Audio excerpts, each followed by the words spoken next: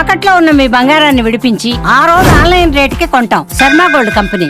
Welcome back to Suman TV. నేను మీ సుప్రసాద్. నర్సీపట్నం ప్రభుత్వ ఆసుపత్రికి ఎన్టీపీసీ అందించిన ఆధునిక అంబులెన్స్ ను బుధవారం నాడు శాసనసభ స్పీకర్ అయ్యన్న పాత్రుడు, జిల్లా కలెక్టర్ విజయకృష్ణన్, స్పీకర్ సతీమణి చింతకాయల పద్మావతి కలిసి ప్రారంభించారు. ఈ సందర్భంగా జరిగిన ఆసుపత్రి అభివృద్ధి కమిటీ సమీక్ష సమావేశంలో స్పీకర్ అయ్యన్న పాత్రుడు మాట్లాడుతూ, ఆసుపత్రిలో గతంలో కంటే ప్రస్తుతం 80% మెరుగుదల కనిపించిందని, మిగిలిన 20% కూడా పూర్తి చేసి ఆసుపత్రికి మంచి పేరు తీసుకురావాలని ఆయన సూచించారు. అలాగే ఆసుపత్రిలో క్లీనింగ్ పట్ల తృప్తికరత లేకపోవడం ఆయన గమనించారని, మిగతా అంశాల్లో మార్పు స్పష్టంగా కనిపిస్తుందని ఆయన పేర్కొన్నారు.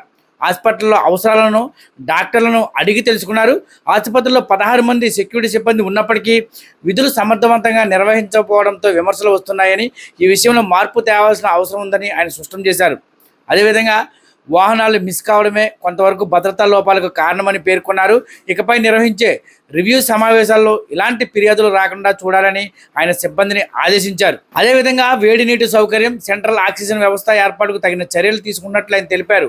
చికిత్సలకు అవసరమైన అత్యాధునిక పరికరాలను కొనుగోలు చేయనున్నానని, వీలైనంత త్వరగా వీటిని అందుబాటులోకి తీసుకువస్తామని ఆయన స్పష్టం చేశారు. సంక్రాంతి నాటికి ఆసుపత్రి భవనాల మరమ్మతులు పూర్తి చేసి రంగులు వేయాలని ఆయన అధికారులను ఆదేశించారు. గతంలో మాదిరిగానే ఆసుపత్రికి రాష్ట్ర స్థాయి అవార్డులు రావాలంటే వైద్యులు సిబ్బంది సమిష్టిగా కృషి చేసిన అవసరం ఉందని స్పీకర్ అన్నారు. సుమారు 35 లక్షల వ్యయంతో అందించిన ఈ ఆధునిక అంబులెన్స్ అత్యాధునిక సౌకర్యాలతో అత్యవసర వైద్య సేవ కోసం ఉపయోగపడుతుందన్నారు. అంబులెన్స్ అందించిన ఎన్టీపీసీ వారికి ధన్యవాదాలు తెలిపారు. ఆసుపత్రిలో రిపేర్కి ఇచ్చిన అంబులెన్స్ను ఆగస్టు 15 కల్లా ఉపయోగంలో తీసుకురావాలని సూపరింటెండెంట్ ఆదేశించారు. ఆసుపత్రిని మరింత అభివృద్ధి చేసేందుకు తన వంతుగా అన్ని విధాలా కృషి చేస్తానని స్పీకర్ హామీ ఇచ్చారు. ఈ కార్యక్రమంలో NTPC HR head B Patra, DCHO doctor Srinivas, DMHO doctor Jyothi, ఆసుపత్రి సిబ్బంది పాల్గొన్నారు. అందరికీ నమస్కారం అండి. మరి ఈ రోజు మన నర్సీపట్నం ఏరియా హాస్పిటల్కు డెవలప్మెంట్ కమిటీ మీటింగ్ ఏర్పాటు చేసుకున్నాం. ఇది తరచూ మనం 2-3 నెలలకు ఒకసారి చేస్తూ ఉంటాం. అలాగే ఈ మీటింగ్ లో ఉద్దేశం ఏంటంటే మాకు ఏంటంటే గతంలో ఏ నిర్ణయం తీసుకున్నాం, దాన్ని ఎంతవరకు కంప్లీట్ చేస్తాం, ఒక అవ్వకపోతే కారణాలు ఏంటి, ఇవన్నీ ఒక రివ్యూ చేసుకోవడానికి ఉపయోగపడుతుంది. ఇవాళ కలెక్టర్ గారు కూడా స్వయంగా మేడం గారు వచ్చారు, చాలా సంతోషం. అయితే నాకు నా అబ్జర్వేషన్ లో గవర్నమెంట్ డాక్టర్లు ఇచ్చిన రిపోర్టే కాదు, నేను కూడా పర్సనల్ గా ఇక్కడ ఉన్న పరిస్థితులు రిపోర్ట్ తెప్పించుకుంటూ ఉంటాను. నేను ఎవరికి తెలియదు, అది కొంతమంది కుర్రాళ్ళు పంపించుకొని పేషెంట్ అడిగి తెలుసుకుంటున్నాను. నాకు తెలిసి గతం కంటే ఒక 80% వరకు సాటిస్ఫాక్షన్గా ఉంది. నాకు ఇంకా 20% ఇంకా సాటిస్ఫాక్షన్ ఇప్పుడే మాట్లాడాను. 20% సాటిస్ఫాక్షన్ ఇంకా లేదు. దాంట్లో నాకు అబ్జర్వ్ చేసింది ఏంటంటే 20%లో ఒకటి ఏంటంటే క్లీనింగ్, మిగతా అన్ని బాగానే ఉన్నాయి. డాక్టర్స్ కార్యక్రమాలు కానివ్వండి, మెడిసిన్ సైడ్ కానివ్వండి, ఆపరేషన్ సైడ్ కానివ్వండి, టెస్టింగ్ సైడ్ కానివ్వండి, అంత పర్ఫెక్ట్గానే ఉంది. క్లీనింగ్ మాత్రం నాకు అనుకున్న సాటిస్ఫాక్షన్ లేదు. అదే ఇప్పుడు మీటింగ్లో మాట్లాడాను. క్లీనింగ్ మాత్రం శుభ్రంగా హాస్పిటల్ ఇప్పుడు వచ్చినా శుభ్రంగా ఉండాలి, నీట్గా ఉండాలి, ఎక్కడ డస్ట్ కనపడడానికి వీల్లేదు. ఆ 20% కూడా ఇంప్రూవ్మెంట్ చెప్పి నిర్ణయం తీసుకోవడం జరిగింది.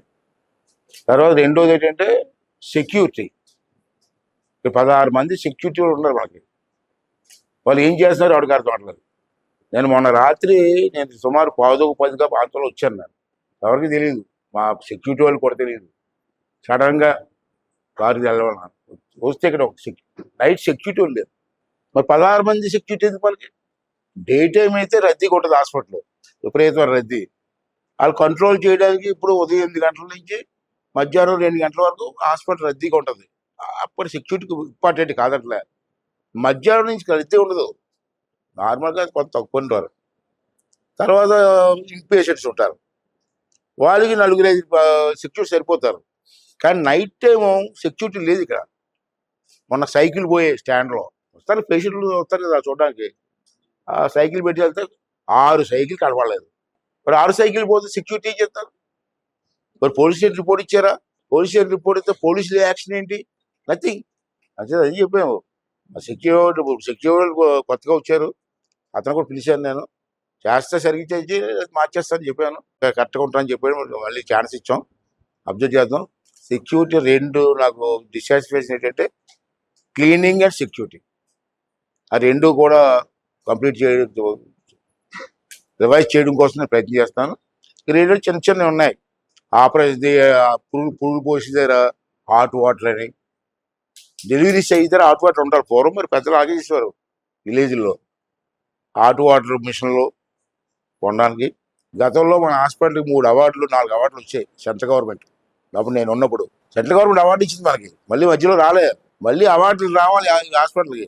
దానికి అందరం కలిసి, నేను ఒకటి చేస్తే అవ్వదు, డాక్టర్స్ కానీ మేనేజ్మెంట్ వాళ్ళు అందరూ కలిసి చేయాలా, ప్రజలు కూడా సహకరించాలని చెప్పి కోరుకుంటూ, అలాగే ఈవేళ అంబులెన్స్ ఎన్టీపీసీ వాళ్ళు అడిగాం, నర్సీపట్నం ఒక అంబులెన్స్ కావాలండి, కొంచెం ఇబ్బందిగా ఉందంటే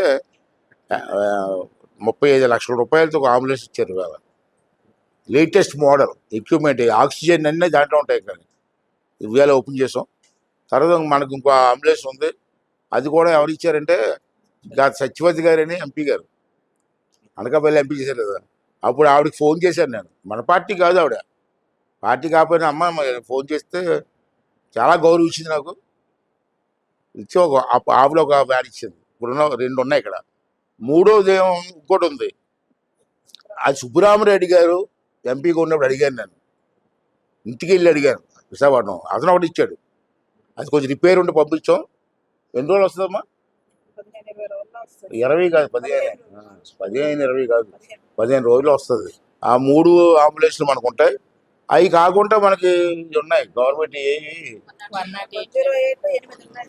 108 8 ఉన్నాయి. అదేంటి విలేజ్కి సర్వీస్ చేస్తుంటాయి. ఓన్లీ హాస్పిటల్ కోసం 3 అంబులెన్స్ ప్రస్తుతం మనకు ఉన్నాయి. అంచేత మెల్లిమెల్లిగా నేను మొదటి నుంచి తెలిసి నాకు హాస్పిటల్ అంటే మంచి ఇంట్రెస్ట్, 10 మందికి ఉపయోగింది. నాకు శక్తి ఉన్నంత వరకు, నాకు అవకాశం వరకు, నా ఫ్రెండ్స్ ఉన్నారు, మంచి ఎంపీలు ఉన్నారు, నాకు మంచి ఇండస్ట్రీస్ ఫ్రెండ్స్ ఉన్నారు. వాళ్ళందరినీ అడిగి ఫండ్స్ తీసుకొచ్చి దీనికి కావాల్సిన డెవలప్ చేయడం కోసం నేను సాయశక్తితో కృషి చేస్తాను. అలాగే డాక్టర్సు, సూపరింటెండెంట్ గారు, మా కమిటీ మెంబర్లు అందరూ కూడా సహకరించి, ఎందుకంటే మన పుణ్య కార్యక్రమం ఉండదు. 1000 మందికి భోజనాలు పెట్టు, నీకు పుణ్యం రాదు. ఇటువంటి కార్యక్రమాలు చేయడం వల్ల పుణ్యం వస్తుంది, మన కుటుంబంగా హ్యాపీగా ఉంటాయి. కాబట్టి ఈ కార్యక్రమాలు అందరూ కూడా మనస్ఫూర్తిగా పనిచేసి ఈ కార్యక్రమాన్ని విజయం చేయడం కోసం అందరూ సహకరించమని చెప్పి మీ ద్వారా కోరుకుంటున్నాను.